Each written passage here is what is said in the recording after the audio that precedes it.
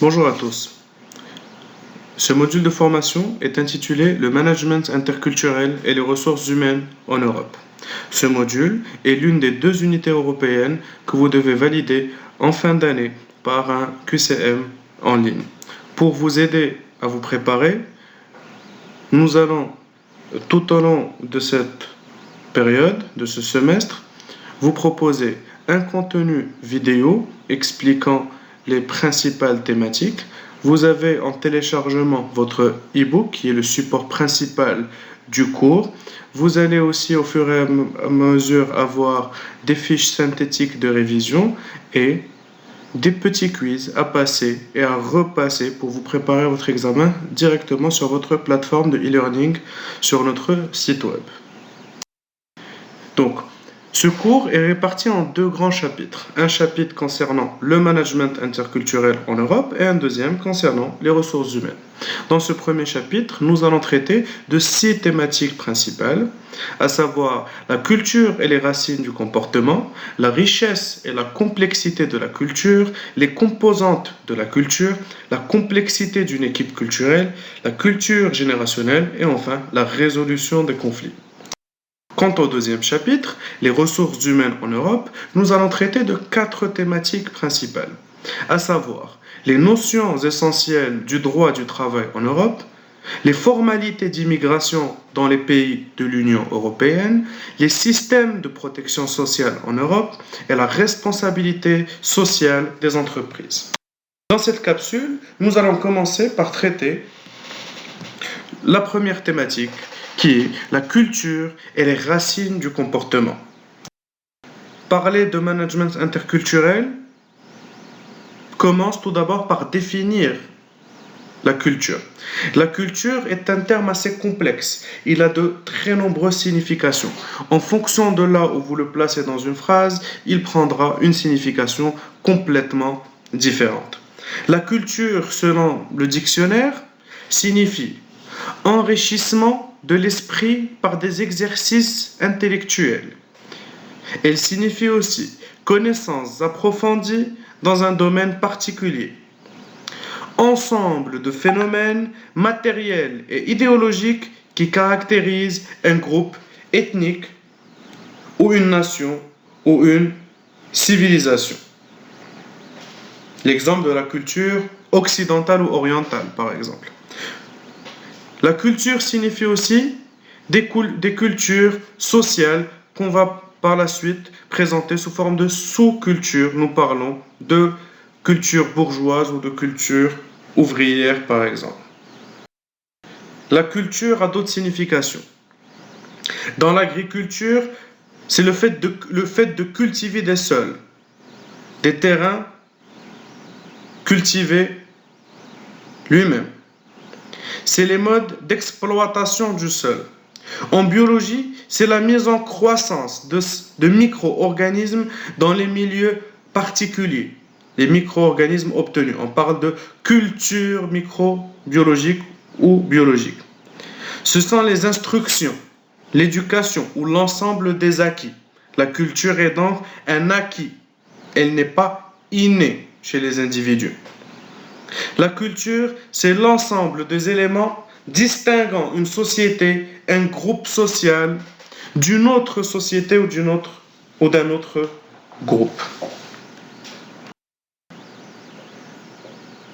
On reconnaît dans le langage courant de tous les jours 3 domaines de réflexion liés à la culture. Les arts, la biologie et l'agriculture, comme nous venons de le voir dans la diapo précédente, et la constitution d'êtres humains, comme nous l'avons vu aussi. L'étude du comportement dans un milieu incluant l'étude de l'interaction avec l'environnement et la croissance ou l'évolution. Cela veut dire, pour étudier une culture, nous étudions une organisation qui par définition est un ensemble d'individus liés par un objectif commun.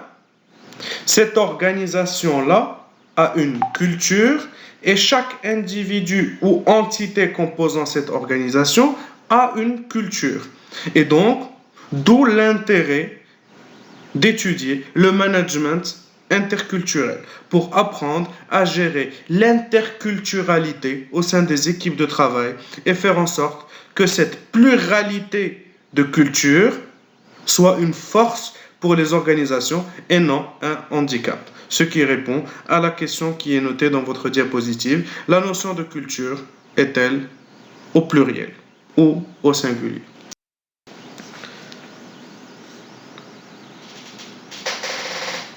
La culture d'une personne, d'un groupe particulier ou d'une population est une structure complexe. Nous allons étudier ici 8 sources de construction culturelle. 7, vous allez le voir, sont fondamentales et une dernière est un facteur supplémentaire mais qui est commun à toutes les organisations ou les sociétés. Nous allons parler successivement de base ethnique et culturelle, de base linguistique, religieuse, économique, technologique, politique, esthétique, et nous finirons par parler des modes d'éducation. La base ethnique de la culture. Il faut savoir que la culture est ancrée dans une terre par un groupe qui a l'habitude de fonctionner de concert dans la durée.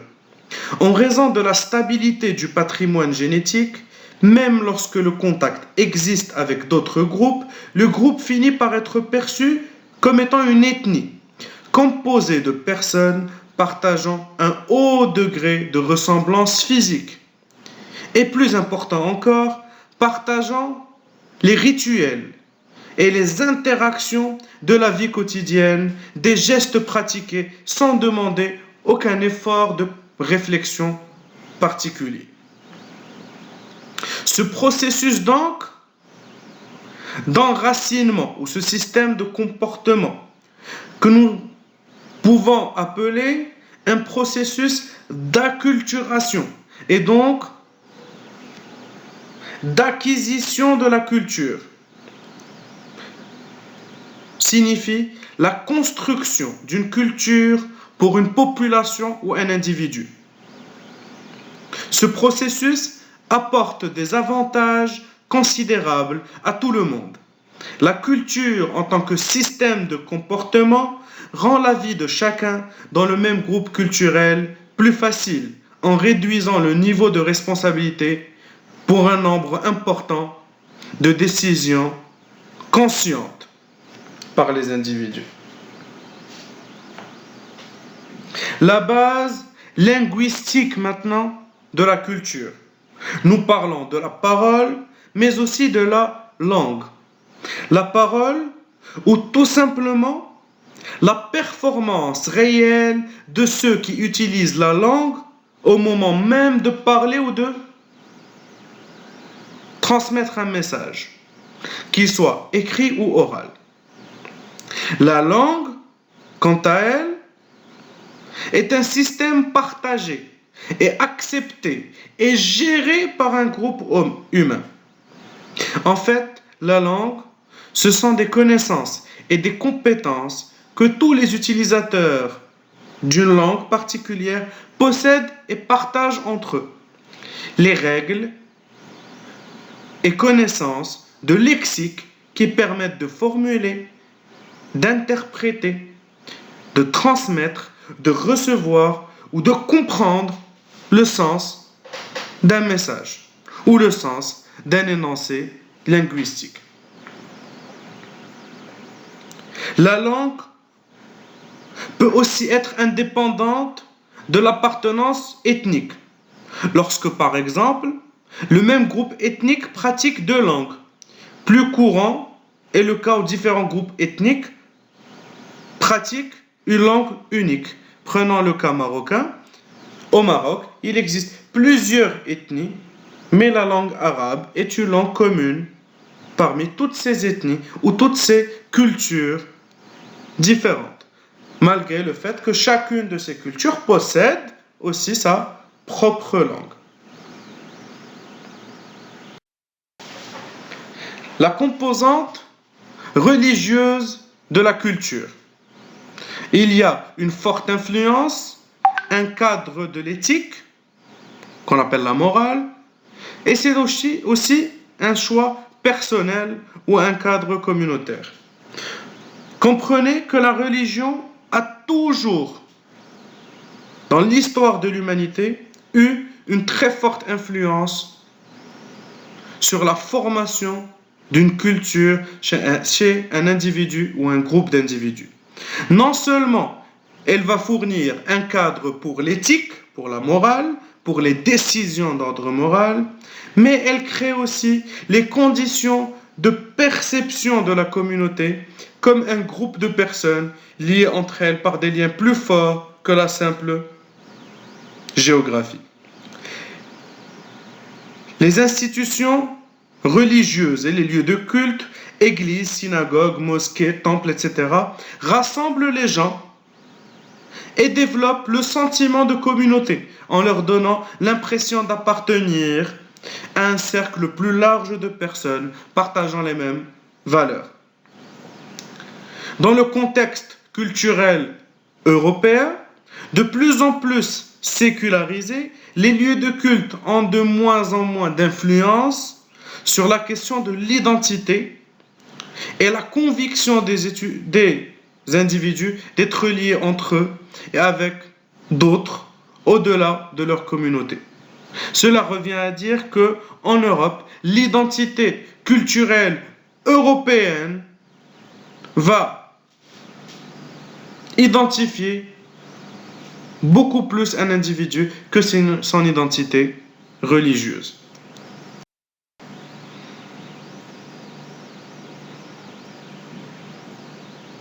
Le cadre technologique, maintenant de la culture. Les cultures se développent autour de la technologie qu'elles utilisent ou qu'elles créent. On peut définir la technologie comme un ensemble de moyens artificiels par lesquels les humains interagissent avec leur environnement. Et cela afin de parvenir à un résultat concret dans un but lucratif ou de jouissance. Partout, les hommes cultivent la terre, mais ils cultivent aussi les technologies qui leur permettent de cultiver la terre pour exploiter les produits issus de la terre. Ils sont amenés à produire les technologies destinées à les transporter, à les stocker, à les manipuler, à les transformer et même les technologies permettant de consommer les produits issus de la culture de la terre. Les groupes sociaux, autrement dit les cultures, évoluent aujourd'hui autour des nouvelles technologies qu'ils créent pour apprendre, produire et jouer. C'est la génération d'aujourd'hui qui évolue comme vous le faites tout de suite avec une formation à distance en utilisant le digital comme principal support de la connaissance. L'économie mondiale a mené dans un premier temps l'Europe et l'Occident à évoluer au cours des siècles en passant par 3 grandes phases de développement économique. Nous parlons successivement d'économie primaire, d'économie secondaire et d'économie tertiaire. L'économie primaire reposant en grande partie sur l'agriculture. L'économie secondaire sur la transformation organisée de biens, sur donc la fabrication, et le secteur tertiaire dominé par les services, les transactions de toutes sortes.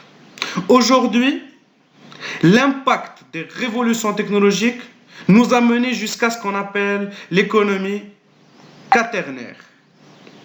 Cette économie est définie par l'accès de nouveaux types de relations sociale, commerciale et artistique, rendue possible par l'utilisation croissante des réseaux de communication.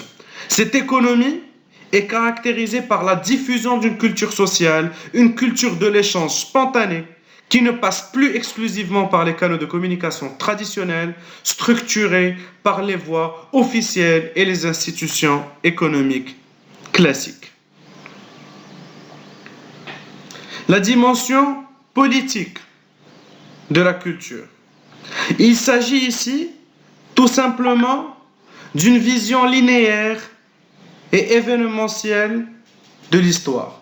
Dans de nombreuses cultures, et en particulier en Europe, l'histoire est souvent pensée de façon un peu naïve, comme une suite ou un enchaînement d'événements politiques accompagnés par les efforts d'écrivains, de chercheurs, d'artistes et d'architectes qui se chargent d'exprimer des idées et des valeurs de leurs époques.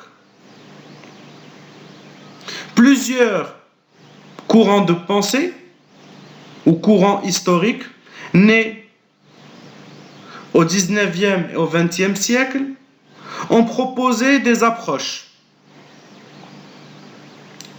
pour étudier l'impact de la dimension politique sur la culture.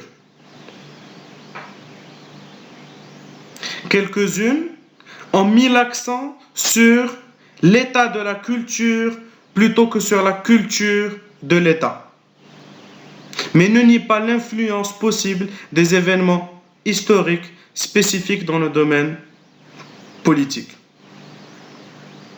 Pour faire plus simple, certains pensent que la culture de l'État est transmise par ricochet aux différents individus composant cet État. D'autres pensent au contraire que quelle que soit la politique de l'État, c'est cette politique de l'État, c'est cet État-là qui, lui, est impacté par la culture du peuple.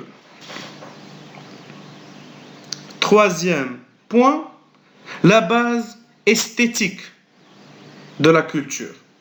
Chaque culture crée ses propres critères pour définir sa notion d'harmonie, de beauté ou de bien-être. La beauté, forcément, n'est pas la même partout.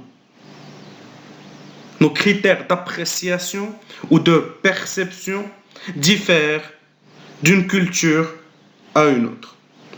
La façon dont on organise, on décore ou on utilise à des fins sociales ou utilitaires une habitation, par exemple, varie d'une culture à une autre. Le choix de nourriture, le rythme des repas constituent un aspect très important de cette culture. Les critères esthétiques ne s'appliquent pas uniquement aux beaux-arts, à la peinture, à la musique et à l'architecture.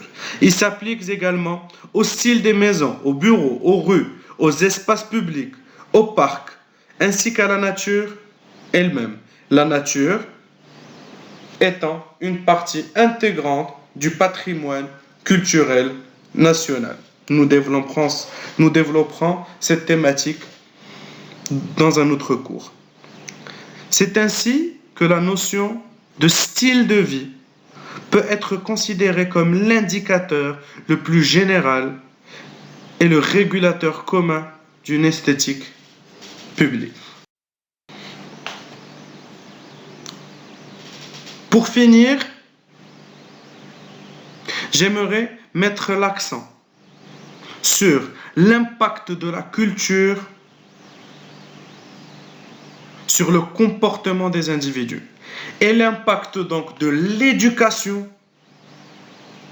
sur le rôle de l'individu. Cette éducation et cette formation jouent un rôle très important. Elle va déterminer la façon dont on est censé écouter et interpréter tout discours, ainsi que la façon dont on doit apprendre à formuler et encadrer ses ambitions. Elle va permettre le développement du rôle du langage dans la culture et elle va permettre de développer des concepts qui sont faits dans les instituts de formation, dans les écoles, et qui vont inculquer un modèle d'apprentissage essentiellement formel, qui reflète et renforce la culture locale. Elle va créer des attentes sur la façon dont l'apprentissage en dehors des écoles devrait avoir lieu. Merci beaucoup, je vous souhaite beaucoup de courage et à très vite.